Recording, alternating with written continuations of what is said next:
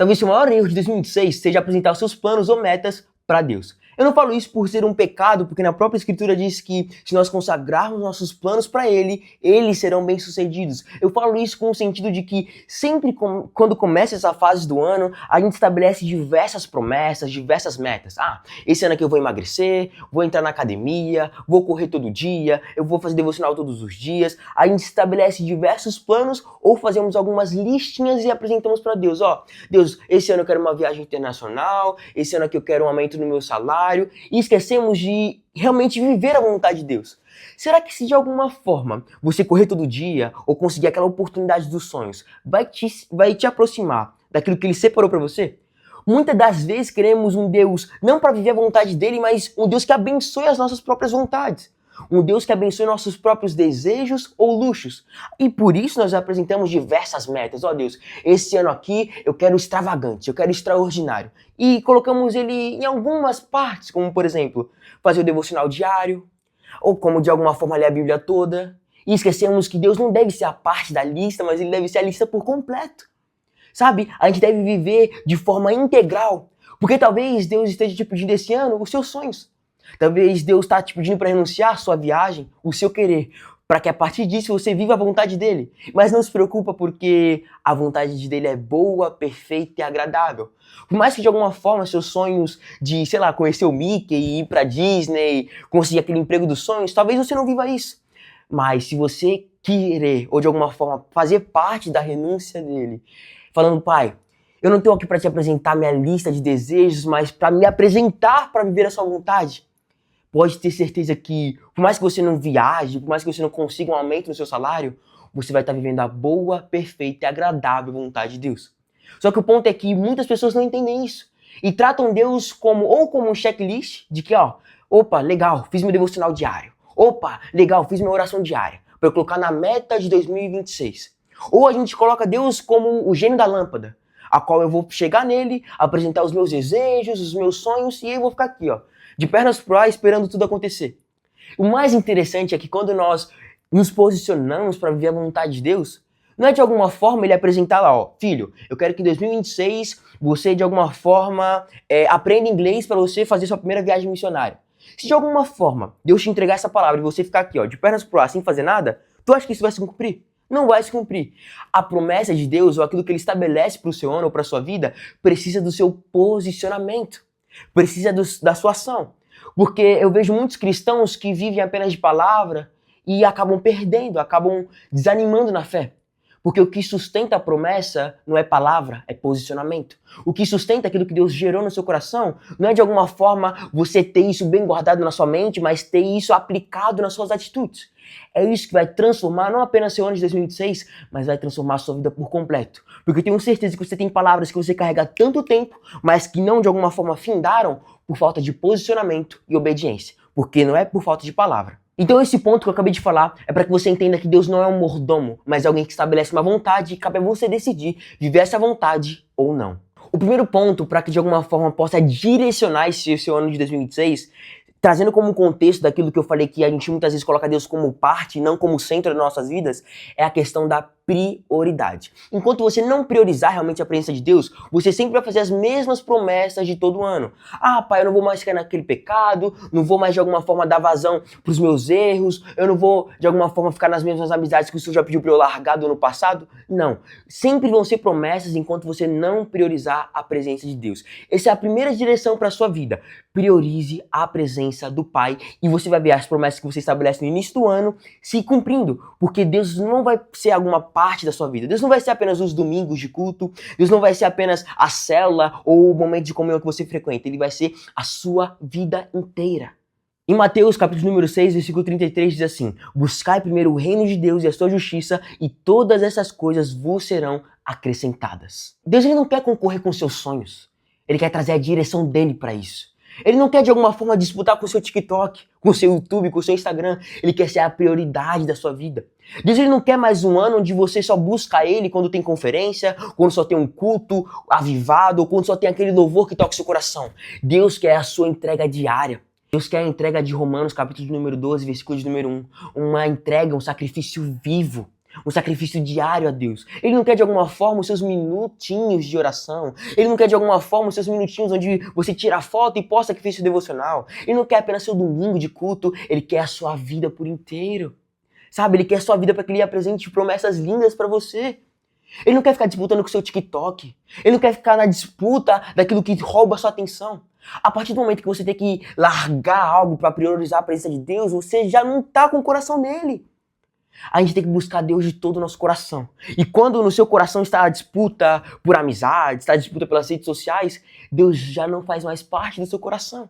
Então, para que esse 2026 seja um ano diferente, onde você não apenas viva de palavra, mas de posicionamento, comece priorizando a presença de Deus. E para isso, não tem que haver disputas no seu coração. Enquanto as coisas dessa terra inundam tanto seu coração a ponto de você nem conseguir tirar alguns minutos de oração, você já não está alinhado com a prioridade que Deus deveria ser para a sua vida.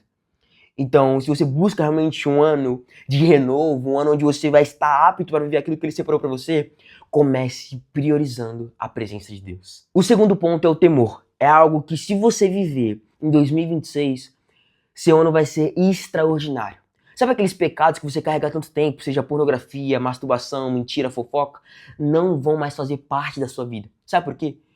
O temor é o sentido de você viver completamente distante do pecado. Eu não tô falando de alguma forma de você vencer a tentação, mas eu tô falando do pecado, ele tá tão distante, mas tão distante, que ele vira meio que uma neblina que você nem consegue distinguir, sabe? Você prioriza tanto a presença de Deus, você está tão imerso na presença dele que você não quer nem dar uma brecha para algo que possa entristecê-lo ou possa interferir na intimidade com ele.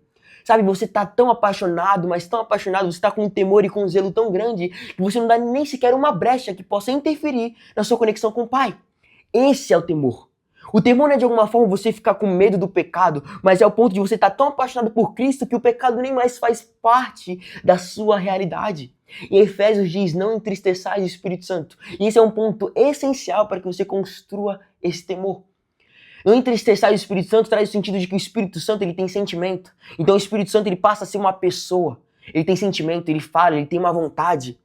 Muitas pessoas pensam que o Espírito Santo ele é apenas um arrepio ou uma sensação. Não, não, não. O Espírito Santo é alguém para relacionamento. E a partir do momento que eu entendo isso, que o Espírito Santo é alguém que eu busco uma relação, tudo que eu faço tem que sustentar essa relação. Tudo que eu faço tem que deixar essa relação cada vez mais saudável.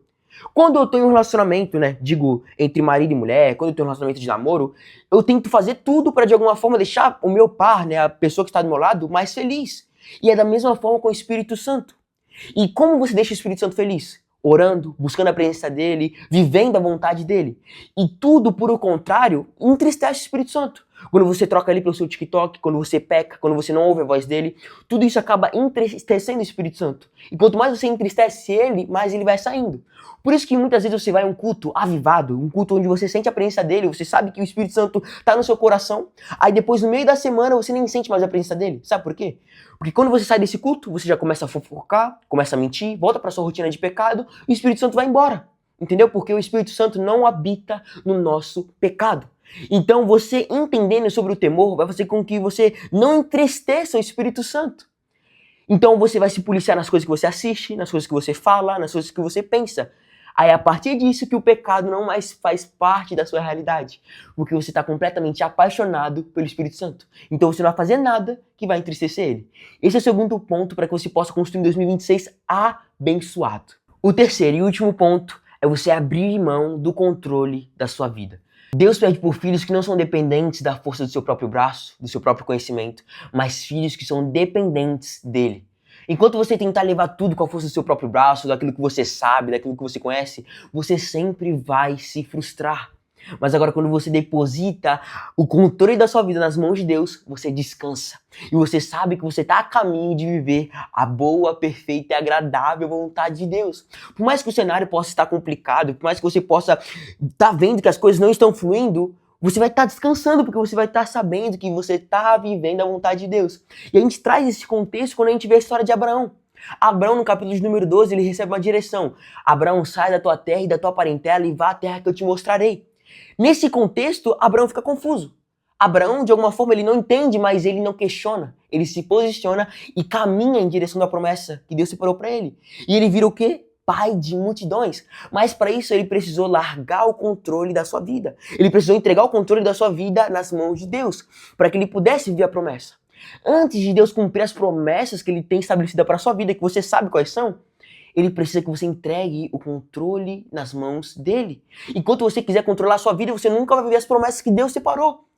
Mas para isso você precisa de obediência, precisa de temor, sabe? Precisa priorizar a presença dele. Abraão, ele largou tudo. Largou os parentes, largou o conforto. O que você precisa largar para viver as promessas de Deus? Será que são as amizades? Será que são os hábitos? Será que é o pecado que você carrega há tanto tempo?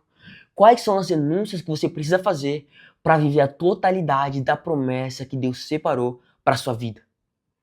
As pessoas que vivem as promessas de Deus, esses grandes homens da fé, não são pessoas extraordinárias, mas são pessoas que depositaram o controle de suas vidas nas mãos de Deus. E cabe a você decidir nesse ano de 2026 viver conforme a sua própria vontade, os seus próprios desejos, a sua listinha do ano, ou entregar tudo nas mãos de quem te criou. Para que então você viva o que diz lá em Romanos, capítulo de número 12, versículo 2. Não vos conformeis com este mundo, mas transforme a sua mente. Viva realmente uma metanoia para que você viva a boa, perfeita e agradável vontade de Deus. Esse foi o vídeo falando sobre o ano de 2026 e eu declaro bênçãos e bênçãos do Senhor sobre a sua casa e sobre a sua família.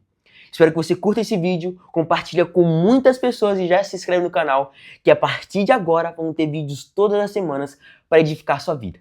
E até a próxima.